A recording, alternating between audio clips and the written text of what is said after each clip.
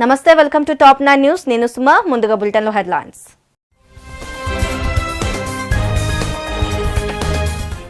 కడప జిల్లాలో అభివృద్ధి పనులకు శంకుస్థాపన చేసిన సీఎం జగన్. ప్రొద్దుటూరు రూపురేఖలు మారుస్తామని హామీ. బొగ్గు ఆధారిత విద్యుత్ ఉత్పత్తికి స్వస్తి పలకాలి. ఆజాదీ కా అమృత్ మహోత్సవ్లో సీఎం జగన్. అశోక్ గజపతిరాజు దుర్బుద్ధి బయటపడింది. రామతీర్థం ఆలయ శంకుస్థాపనలో మంత్రి బొత్స వ్యాఖ్య. సిఐడి అధికారులపై టీడీపీ నేత పట్టాభిరామ్ సంచలన ఆరోపణలు. రాష్ట్ర ప్రభుత్వం చేతిలో కీలుబొమ్మలుగా మారారని ఎద్దేవా. టీడీపీ అధికారంలో ఉన్నప్పుడు ఎంపీలు రాజీనామా చేశారా? ప్రత్యేక హోదా విషయంలో చంద్రబాబుపై ఎమ్మెల్యే అంబటి విమర్శలు. పీయూష్ గోయల్ పై హరీష్ రావు ఫైర్. రైతులకు క్షమాపణలు చెప్పాలని డిమాండ్. ఈ నెల 27న నిరుద్యోగ నిరసన దీక్ష జయప్రదం చేయాలని యువతకు బీజేపీ పిలుపు. 3 రోజుల పర్యటన నిమిత్తం ముఖ్యమంత్రి వైఎస్ జగన్మోహన్ రెడ్డి కడప జిల్లాకు విచ్చేశారు. ఇవాల్టి నుంచి శనివారం వరకు సీఎం జిల్లాలో పర్యటించనున్నారు. పర్యటనలో భాగంగా ప్రొద్దుటూరులో పలు అభివృద్ధి పనులకు శంకుస్థాపనలు చేసి అక్కడ జరిగే బహిరంగ సభలో ముఖ్యమంత్రి మాట్లాడారు. ఆ తర్వాత బద్వేలుకు వెళ్లి అక్కడ నూతన ఆర్డీఓ కార్యాలయం ఏర్పాటుకు శంకుస్థాపన చేశారు. అనంతరం గోపవరం వద్ద సెంచురీ ప్లైవుడ్ పరిశ్రమకు శంకుస్థాపన చేశారు. ప్రొద్దుటూరుకి రోజు రావడం మీ అందరి ప్రేమానురాగాలు ఆప్యాయతల మధ్య ఈరోజు ఈ కార్యక్రమాలన్నిటికీ కూడా శంకుస్థాపన చేయడం నిజంగా దేవుడు నాకు ఇచ్చిన అదృష్టంగా భావిస్తా ఉన్నాను. కారణం ఏంటంటే నాన్న చనిపోయినప్పటి నుంచి కూడా ఈ రోజు వరకు కూడా కడప జిల్లా ఎప్పుడూ కూడా నన్ను గుండెల్లోనే పెట్టుకునే చూసుకుంది. ప్రతి ఇంట్లోనూ ఒక అన్నగా, ఒక తమ్ముడిగా, ఒక కొడుకుగా, ఒక మనవడిగా ప్రతి ఇంట్లోనూ కూడా దీవించారు, ఆశీర్వదించారు. ఈరోజు మీ బిడ్డ ఈ స్థానంలో ఉన్నాడన్నా, మీ బిడ్డ ఈరోజు ఇవన్నీ చేయగలుగుతా ఉన్నాడు అన్నా కూడా ఇవంతా కూడా దేవుడి దయ, మీ అందరి చల్లని ఆశీస్సులు అని మరొక్కసారి మీ అందరికీ 75 ఏళ్లలో దేశంలో సాధించిన అభివృద్ధిని ప్రామాణికంగా తీసుకుని రానున్న 25 ఏళ్లలో సుస్థిర ప్రగతి సాధించడానికి అడుగులు ముందుకు వేయాలని ముఖ్యమంత్రి వైఎస్ జగన్మోహన్ రెడ్డి పేర్కొన్నారు. సమగ్ర ఆర్థికాభివృద్ధికి అడ్డంకిగా ఉన్న సమస్యల పరిష్కారానికి మనందరం కృషి చేద్దామని చెప్పారు. 75 ఏళ్ల స్వాతంత్ర ఉత్సవాల సందర్భంగా ఆజాదీ కా అమృత్ మహోత్సవ్లో భాగంగా ప్రధాని మోదీ నిర్వహించిన వీడియో కాన్ఫరెన్స్ లో తన క్యాంపు కార్యాలయం నుంచి ముఖ్యమంత్రి జగన్ ప్రసంగించారు. Azadi Ka Amrit Mahotsav is one of the laudable initiatives under the visionary leadership of the Honorable Prime Minister to celebrate and commemorate the completion of the 75 years of independence. This Mahotsav has rightly provided an occasion to rejoice the nation's glorious past, its cultural, social, economic, and scientific achievements made during the admirable 75 years, and also to reaffirm our commitment to the nation's progress going forward 25 years into the future. We look at the selfless spirit of the freedom fighters with humility and pride. On this occasion, we honor and salute them. I had the privilege of felicitating the freedom fighters from our state of Andhra Pradesh. At the commencement of Azadi Ka Amrit Mahotsav, while commemorating our freedom fighters, I was immensely pleased to visit and pay my respects to Srimati Sita Mahalakshmi, the daughter of late Sri Pingali Venkaya, at her native place. Sri Pingali Venkaya, one of the freedom fighters, was also the designer of the national tricolor flag. The place where Sri Pingali Venkaya Garu presented the tricolor flag to Mahatma Gandhi in 1921 is in Vijayawada, and it now houses archaeological museum named Bapu Museum. Our government has recently renovated and rededicated the museum to the public.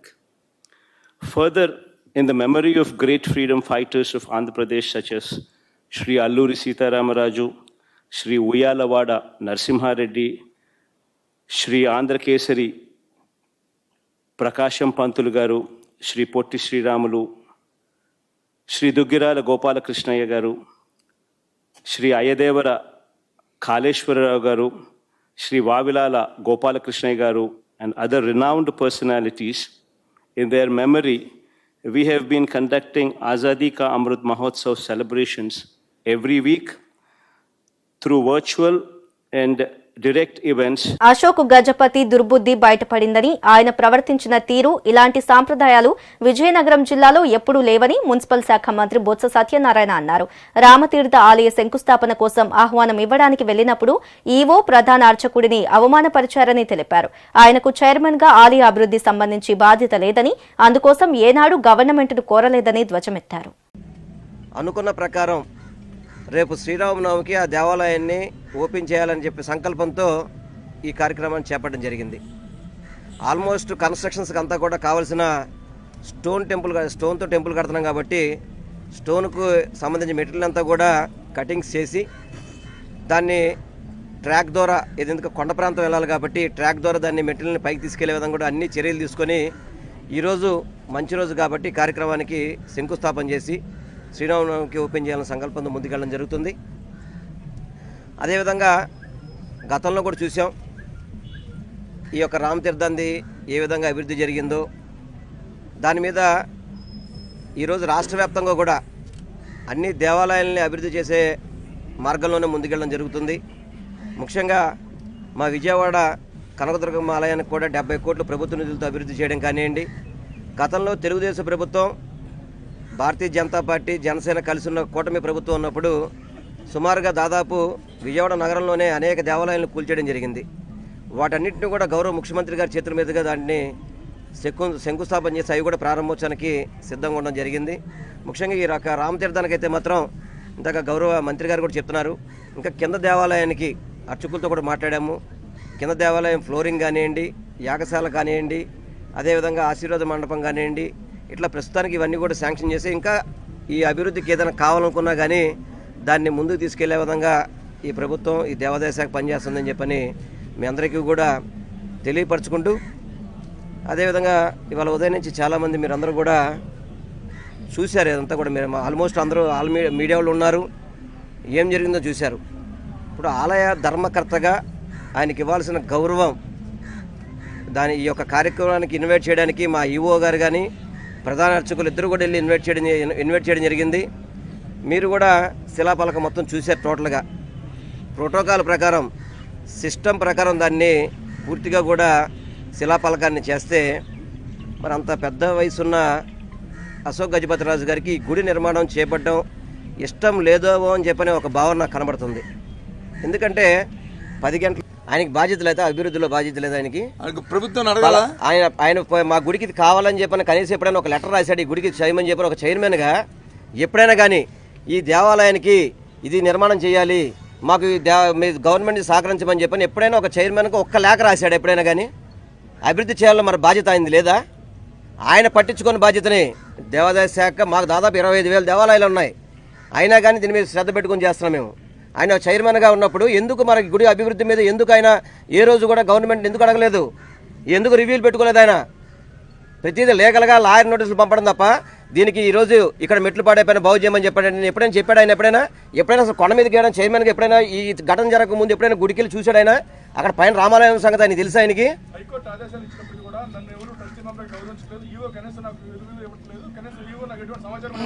ఇప్పుడు మరి EO గారు అక్కడికి వెళ్ళినప్పుడు పలక మీద ఎందుకు పేరేస్తామండి ఆయన పేరు?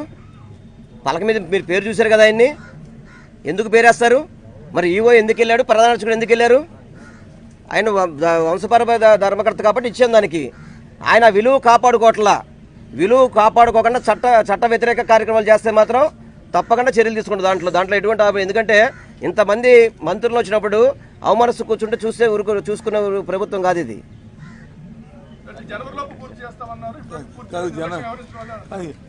ఆయన దానికి సమాధానం చెప్పడం ఏంటండి? యూజెస్ ఆయన దానికి సమాధానం చెప్పడానికి ఒక సాంప్రదాయం ఉన్న వ్యక్తి అయితే ఒక పద్ధతి ఉన్న వ్యక్తి అయితే, సుదీర్ఘకాలం రాజకీయాలు ఉన్న వ్యక్తి, నేను అనుకున్న మనిషి అయితే, ఒక కేంద్ర మంత్రి చేసిన బాధ్యత గల వ్యక్తి అయితే ఈ రకంగా ప్రవర్తిస్తాడా ప్రభుత్వంతోని? మహాగాయకుడు ఘంటసాల వెంకటేశ్వరరావుపై సాంస్కృతిక శాఖ డైరెక్టర్ రేగుళ్ల మల్లికార్జునరావు రూపొందించిన శతవసంతాల ఘంటసాల పుస్తకాన్ని సీఎం వైఎస్ జగన్మోహన్ రెడ్డి ఆయన క్యాంపు కార్యాలయంలో ఆవిష్కరించారు. ఘంటసాల వెంకటేశ్వరరావు శత జయంతి సందర్భంగా ఆయన జీవిత చరిత్ర, కుటుంబ సభ్యులు, వివిధ రంగాల్లో ప్రముఖులు రాసిన అభిప్రాయాలతో పాటు ఘంటసాల చిత్రమాలికలతో కూడిన పుస్తకాన్ని సాంస్కృతిక శాఖ డైరెక్టర్ రేగుళ్ల మల్లికార్జునరావు రూపొందించారు.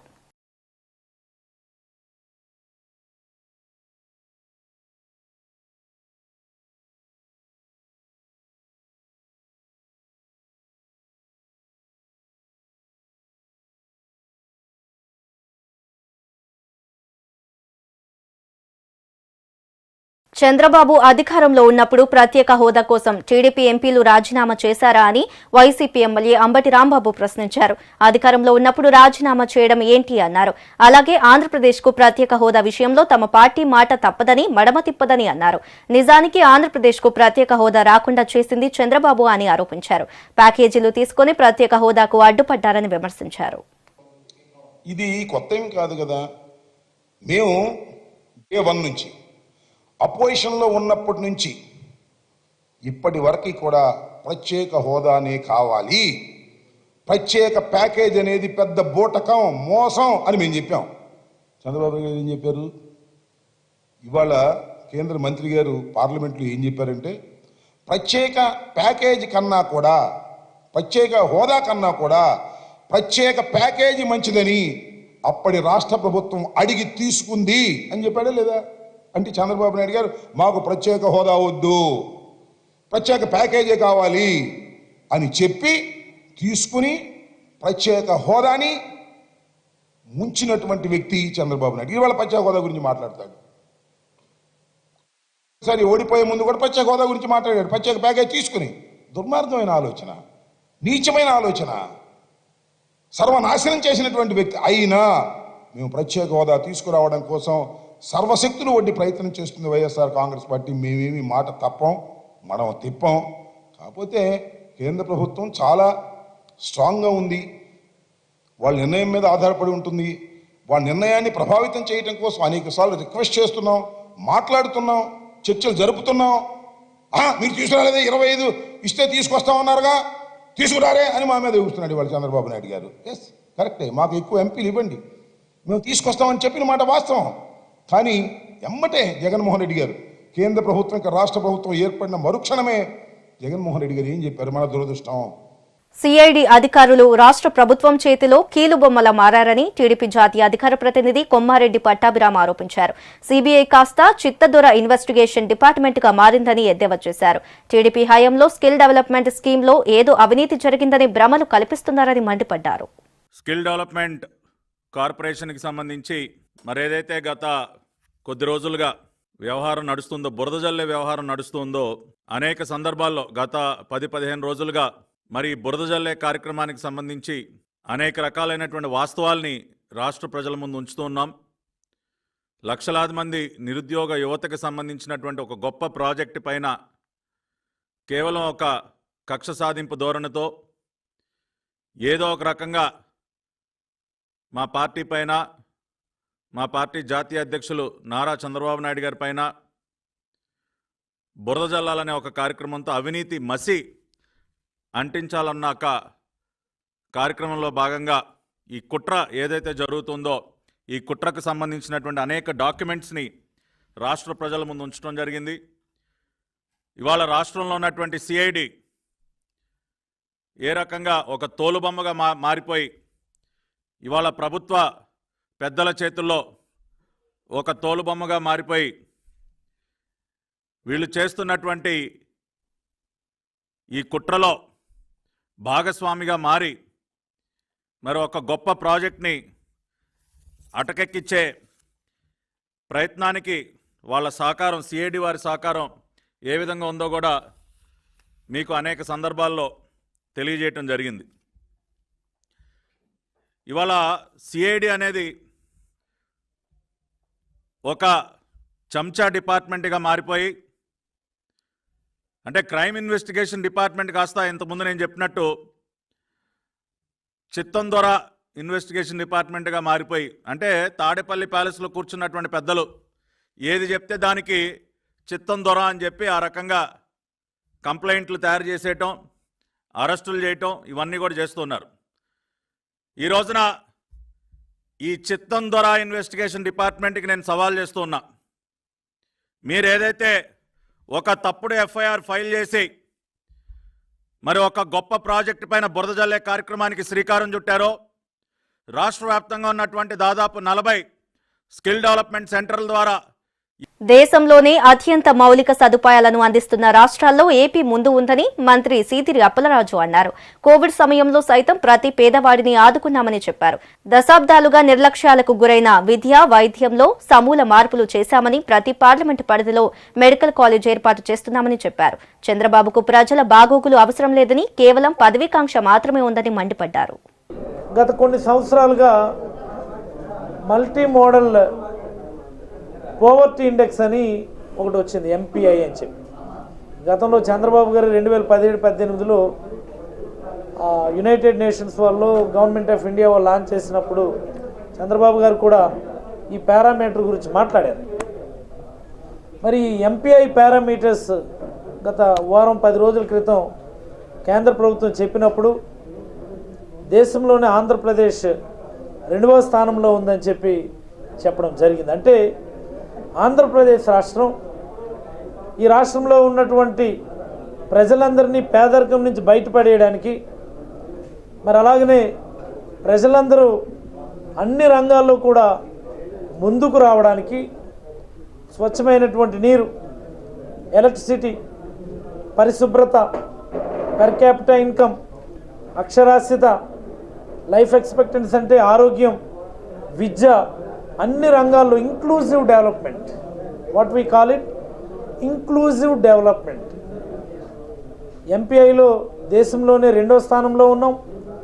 Inclusive development India today survey మీరు అందరూ చూస్తుంటారు, మొన్ననే ఒక వారం 10 రోజుల క్రితం వచ్చింది. అది కూడా దేశంలోనే మనం మొదటి స్థానంలో ఉన్నాం. ఇంక్లూజివ్ డెవలప్మెంట్లో మనం మొదటి స్థానంలో ఉన్నాం.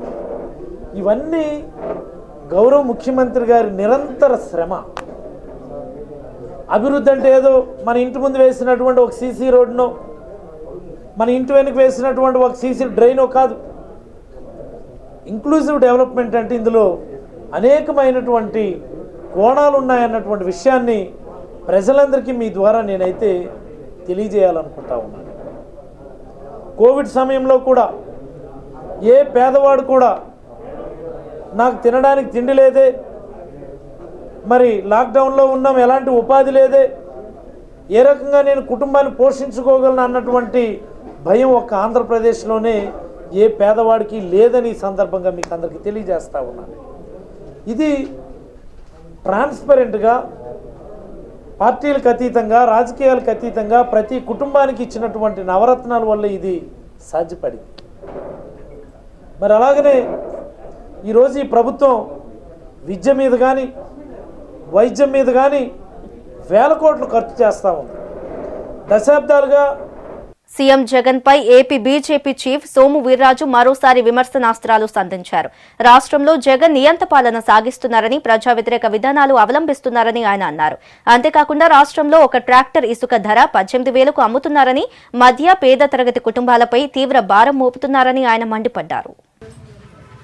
పవన్ కళ్యాణ్ కూడా చెప్తున్నా, నేను అడుగుతున్నా, చంద్రబాబు నాయుడు డైరీలు అమ్మేశాడు కదా, పవన్ కళ్యాణ్ దాని గురించి కూడా మాట్లాడమన్నాడు. నేను పవన్ కళ్యాణ్ లాగే మా కేంద్ర పార్టీకి స్టీల్ ప్లాంట్ గురించి చెప్పాను. మీరు వెంటనే ప్రశ్న ఎత్తారు. నేను అడిగింది ఒక చంద్రబాబు నాయుడిని అడగరు. ఏమయ్యా అమ్మేసేవు కదా అని అడుగుతారా మీరు? వాళ్ళని మీరు ఎందుకు అడగరు? 1% ఓట్లేసినోడికే ప్రశ్నలు అన్నీ కూడా. బాబు మహానుభావ, ఓట్లన్నీ వాళ్ళకే ఇచ్చాడు దండిగా, మమ్మల్ని మాత్రం ప్రశ్నలు వేసి తోలు తీసేది. మేము అభివృద్ధి చేసేవాళ్ళం, మాకేమో ప్రశ్నలు, వాళ్ళకేమో ఓట్లు వేయించేస్తాం. ఏం డైరీలు అమ్మినోడిని అడగలేదా? షుగర్ ఫ్యాక్టరీలు అమ్మినోడిని అడగరా? పిన్ని మిల్లులు అమ్మినోడిని అడగరా? ఏంటండి మహానుభావ మీ న్యాయం? మీరే కదా ధర్మప్రభులు, డెమోక్రసీలో పత్రిక అధిపతులు మీరు. ఇవి కూడా అడగండి మమ్మల్ని అడిగినట్లు. నాకేం అభ్యంతరం లేదు. పవన్ కళ్యాణ్ గారి లాగే నేను అమిత్ షా గారిని కలిశాను, కొంతమంది అడిగాం. ఈ రాష్ట్రానికి సహాయం చేయడానికి సిద్ధంగా ఉంది భారతీయ జనతా పార్టీ. బీరా పేరు వద్ద జరిగిన ఘోర రోడ్డు ప్రమాదంలో ఆత్మకూరుకు చెందిన కుటుంబంలో 6 మృతి చెందడం బాధాకరమైన విషయమని, మృతుల కుటుంబాలను అన్ని విధాలా ఆదుకుంటామని రాష్ట్ర పరిశ్రమల ఐటీ శాఖ మంత్రి మేకపాటి గౌతమ్ రెడ్డి భరోసా ఇచ్చారు. పట్టణంలోని జ్యోతినగర్లో బాధిత కుటుంబాలను జిల్లా కలెక్టర్ కేవీఎన్ చక్రధర్ బాబుతో కలిసి మంత్రి పరామర్శించారు. ఆప్తులను కోల్పోయిన బాలుడు నవదీప్ ను, మృతుల కుటుంబీకులను ఆయన పలకరించారు. తల్లిదండ్రులను కోల్పోయి అనాథగా మిగిలిన బాలుడు నవదీప్ చదువు కోసం 10 లక్షల ఆర్థిక సాయం అందజేయనున్నట్లు తెలిపారు. ఉద్యోగాలు బాబు చేస్తారా అంటే బయట పోయి చేస్తారా? బయట అంటే సులూరుపేట ఇది కంపెనీలో పెట్టిస్తాం, లేకపోతే కడపలో అయినా పెట్టిస్తాం. పర్వాలేదు కదా. నిద్ర డీటెయిల్స్ అంది ఈరోజు రాత్రి అంటే నా సంతకం లేదు, but tell them that come there and sign it off. So emergency కావాలంటే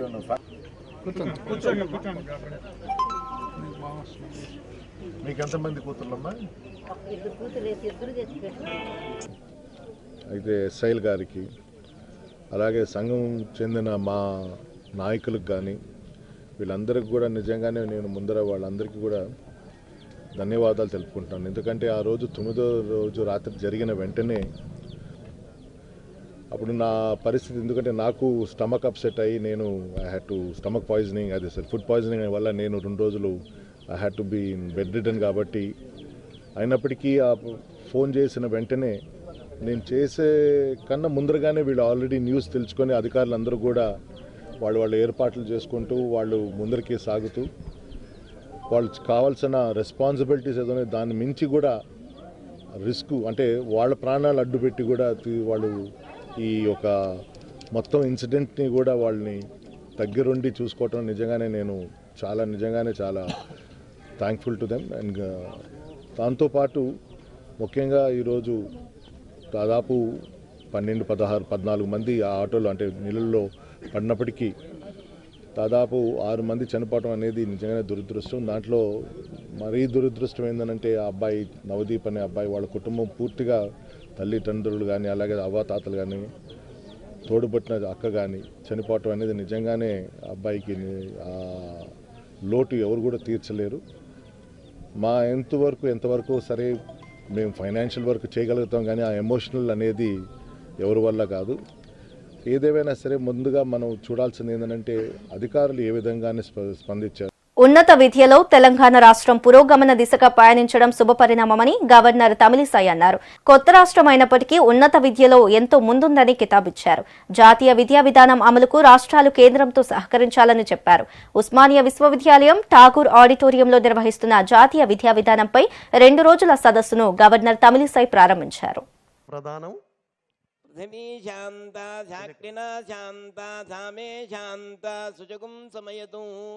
అంతరిక్షకం శాంతం తద్వాయునా శాంతం తన్మే శాంతి.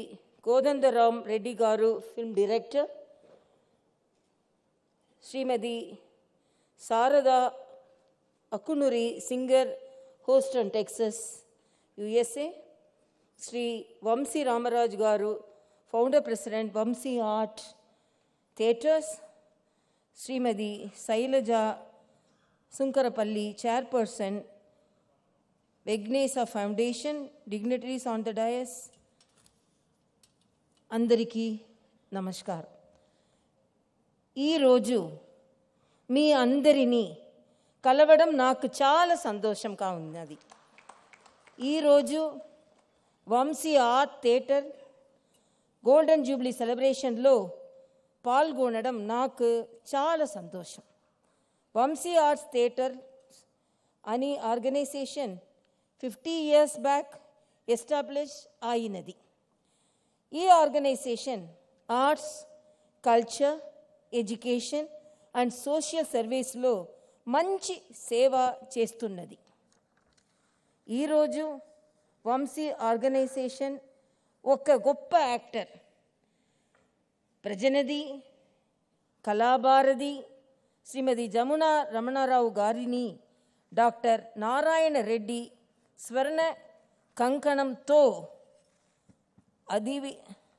అధివేదముగా వంశీ శుభోదయం లైఫ్ టైం అచీవ్మెంట్ అవార్డుతో సత్కరించుకోవడం చాలా చాలా సంతోషం. శ్రీమతి జమున గారు 16 ఇయర్స్లోనే సినిమా రంగంలోకి ప్రవేశించి అనేక గొప్ప గొప్ప సినిమా. కేంద్ర మంత్రి పీయూష్ గోయల్ పై తెలంగాణ మంత్రి హరీష్ రావు ఫైర్ అయ్యారు. కేంద్ర మంత్రి పీయూష్ గోయల్ తెలంగాణ ప్రజలకు క్షమాపణ చెప్పాలని హరీష్ రావు డిమాండ్ చేశారు. తెలంగాణ రాష్ట్ర మంత్రులు రైతుల పక్షాన ఢిల్లీ వచ్చారని, మంత్రులను కలిసేందుకు సమయం లేదు, కానీ బీజేపీ నేతలను మాత్రం కలుస్తారా అని నిలదీశారు. రాజకీయం చేస్తుంది బీజేపీ పార్టీ అని హరీష్ రావు మండిపడ్డారు. మీరు నిన్నగాక మొన్న బాయిల్ రైస్ కొనమని చెప్పి చేతులు ఎత్తేసిండ్రు. మరి రేపు రా రైస్ కూడా కొనమని సడన్ గా చేతులు ఎత్తితే మా రైతులు ఏం కావాలి? మా రైతులు చలిలో కల్లాల దగ్గర ఉన్నారు. మా రైతులు కల్లాల దగ్గర పడిగాపులు కాస్తా ఉన్నారు. అయ్యా, నువ్వు ఇచ్చిన 40 లక్షల మెట్రిక్ టన్నుల కోట అయిపోయింది, తదుపరి కొంటవా కొనవా అని మా రైతుల పక్షాన నిన్ను అడగడానికి వచ్చారు, నీకు అభ్యర్థన ఇవ్వడానికి వచ్చారు. అటువంటి ఒక రాష్ట్ర ప్రభుత్వ బృందాన్ని పట్టుకొని అవమానించేటువంటి హక్కు నీకెక్కడిది అని నేను అడుగుతా ఉన్నాను. What right you have to humiliate our ministers and our state? ఇది ఎక్కడి సంస్కృతి అని అడుగుతా ఉన్నాను. రాజకీయం చేసింది నువ్వు. 3 రోజుల నుంచి మా మంత్రులు మా రాష్ట్ర ప్రభుత్వం తరఫున నిన్ను కలవడానికి వస్తే నీకు సమయం లేదా? మా వాళ్ళని కలవు గాని స్థానిక బీజేపీ నాయకులను ఢిల్లీకి పిలిపించుకొని వాళ్ళకు సమయం ఇవ్వడానికి మాత్రం నీకు సమయం దొరికిందా? రాష్ట్ర ప్రభుత్వం తరఫున వచ్చిన బృందాన్ని మొదలు కలుస్తావా? లేదు నీ రాజకీయ నాయకులను, నీ పార్టీ కార్యకర్తలను పిలుచుకొని మాట్లాడి మా మీద బురద జల్లేటువంటి ప్రయత్నం చేస్తావా? ఎవరిది రాజకీయం? ఎవరు రాజకీయం చేస్తున్నారు? మీరు రాజకీయం చేసుకుంటూ మా మీద బురద జల్లే ప్రయత్నం చేస్తూ పైగా మమ్మల్ని రాజకీయం అంటారా మీరు? ఇదెక్కడిదండి? నీ ప్రాధాన్యత ఏది? రాష్ట్ర ప్రభుత్వం నుంచి వచ్చిన ప్రతినిధి బృందాన్ని ముందు కలుస్తావా? లేదు నీ దానికంటే ముందు మీ రాష్ట్ర నాయకులను పిలుచుకొని వాళ్ళకి సమయం ఇచ్చి అభాండాలు వేసి. రైతుల పాలిట యముడిలా సీఎం కేసీఆర్ తయారయ్యారని వైఎస్ఆర్టీపీ చీఫ్ వైఎస్ షర్మిల అన్నారు. రైతు ఆవేదన యాత్రలో భాగంగా ఆమె కరీంనగర్, రాజన్న సిరిసిల్ల జిల్లాలో పర్యటించారు. ధాన్యం కొనుగోలులో జాప్యం, అప్పుల కారణంగా ఆత్మహత్య చేసుకుని చనిపోయిన 3 రైతుల కుటుంబాలను పరామర్శించారు. సీఎం కేసీఆర్, మంత్రి కేటీఆర్లపై తీవ్రస్థాయిలో విరుచుకుపడ్డారు. ఈరోజు ఒకరు కాదు, ఇద్దరు కాదు, ప్రతిరోజు 2 3 ఆత్మహత్యలు చేసుకునే స్థితికి కేసీఆర్ గారు రైతుల్ని దిగజార్చాడు. కేసీఆర్ గారికి పరిపాలన చేత కాకపోతే నిజంగానే రాజీనామా చేయాల, కానీ ఇలా రోజు 2 3 రైతులను పొట్టన పెట్టుకోవడం భావ్యం కాదు. వీళ్ళ ఉసురు తప్పకుండా కేసీఆర్ గారికి తగులుతుంది. ముఖ్యమంత్రి అన్నాక ఒక ముందు చూపు ఉండాలి. ముఖ్యమంత్రి అన్నాక తన రాష్ట్రంలో ఉన్న పరిస్థితులు ఏమిటి అని అర్థం చేసుకోగలగాలి. ముఖ్యమంత్రి అన్నాక ఏ వర్గం వారు ఎలా ఉన్నారు, ఏ పరిస్థితుల్లో బతుకుతున్నారు, ఎవరు కష్టపడుతున్నారు, వాళ్ళకు నేను ఏం చేయగలను అన్న ఆలోచన ఉండాలి. ప్రతి విషయంలోనూ రాజకీయాలు ఎత్తుకొని ఆయన రాజకీయ లబ్ధి కోసమే పనిచేస్తున్నాడు కేసీఆర్ గారు. ఈరోజు ఇంతమంది రైతులు ఆత్మహత్య చేసుకుంటున్నారు అంటే దానికి కారణం ఎవరు? ఈ కుటుంబాలలో పెద్దలు ఆత్మహత్య చేసుకున్నారంటే దానికి కారణం ఎవరు? కేసీఆర్ గారికి పరిపాలన చేత కాకపోతే పరిపాలన చేత కాదని చెప్పాలి. కేసీఆర్ గారికి రుణమాఫీ చేయడం చేత కాకపోతే రుణమాఫీ నేను చెయ్యను అని చెప్పాలి. అసలు చేస్తానని ఎందుకు చెప్పారు కేసీఆర్ గారు అని ప్రశ్నిస్తున్నాం. కేసీఆర్ గారు రుణమాఫీ చేస్తుంటే ఈ కుటుంబములో పెద్ద ఈరోజు బ్రతుకుండేవాడు. 7 ఏళ్లలో 7,000 మంది రైతులు ఆత్మహత్య చేసుకున్నారు. ఇవి bulletin updates. Keep watching top 9 news.